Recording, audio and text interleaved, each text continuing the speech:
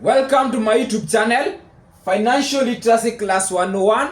Our topic today of discussion is types of title deeds. So, for my returning viewers, thank you for coming back. Also, for my followers from TikTok, at least you are there. All of us are seated in a mood of getting financial advice for us to be financially educated, for us to attain our financial freedom. So, let us go to number one. What is number one type of title deed that you know? We have a title deed called freehold title deed.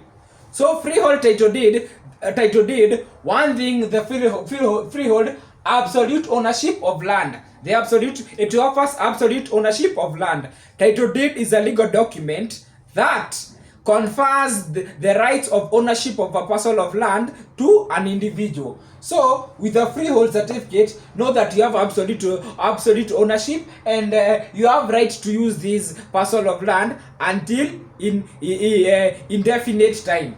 So leasehold. Once you talk about leasehold, this is where the leaser has a specific period to use the land. So the leaser can only use the land for a specific duration of time.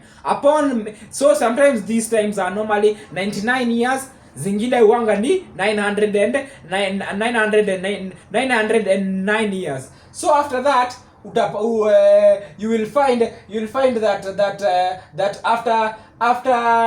after 99 years or after the 999 years, depending on the tenure specified period, the ownership of the parcel of land goes back to the leaser. And most of the time, leasers are the government. Now, unless the leasee, the person who had leased that land, will have to renew the lease agreement again. Once they renew, it is renewed by capital cash. Once it's renewed, it will be good to go. So when you are buying a parcel of land, confirm when the lease was registered. You can buy a parcel of land which took a lease until 1930. We are only 6 years to 1930. Then you make a mistake, and that parcel you construct. Once you construct a house, it will be disaster. So sectional title. Sectional title, this is the title deed offered in apartment, our office or unit,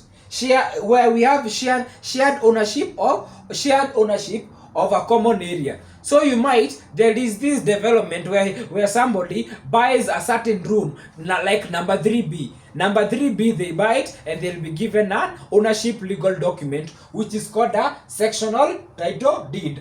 So there is also a certificate of title. Certificate of title, this one is the prime evidence of ownership of land, and it is offered by Registration Title Act. That is when this certificate of title is offered. So again, we have certificate of lease. Certificate of lease is a document that is offered to show specific lease period and the conditions. So in a lease, you have to abide with the conditions. Maybe some of the conditions is that since lease you can always produce even a house that is 10 feet by 10 feet. Do not rear pets, do not rear birds. Such are the terms and condition. And that one, the certificate of lease has been clearly stated in the Land Registration Act. The one we said about certificate of lease, it is clearly indicated in Registration Title Act. So another thing, we have letter of offer. Letter of offer is a letter that the government or institution offers a piece of land, to an individual.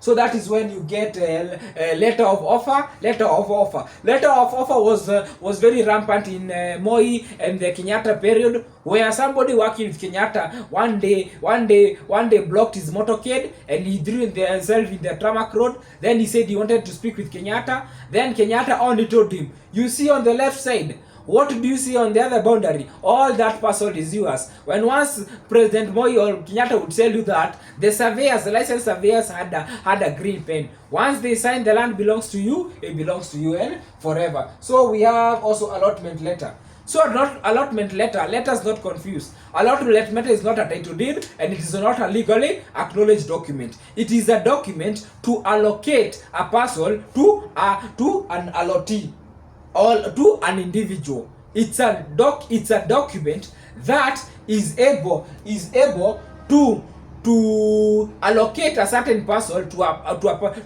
a certain person. Then that person, he has to pay all the land rates, he has to pay the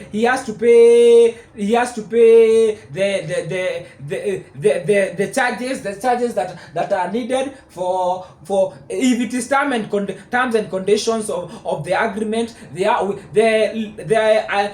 allotment letter has the payers and the buyer and the landowner's details, so it will be very easy. Showing interest to allocate a parcel of land and to allocate and fulfill all terms per Registration Title Act. Kama umefika hapo ni furaha, acha kama umesubscribe, na nitafurahia ukiniacha na ile mark ya 100%. Iweke hapo kwa comment section ili nijue wenye walisikiza wakafika mpaka hii level 100. Kuna ile 100 alafu imeandaliniwa. Eka that emoji, I'll be happy. I'm Jogu, a surveyor and a financial consultant. If you want any hustle about survey, pale kwa TikTok profile page utapata nimeeleza zaidi, na hapa kwa YouTube naeleza kuhusu financial literacy, zote nazishikanisha ili zikuwe pamoja. Wish me a good time and hope I'll see you in my office as the next smiling client. Thank you.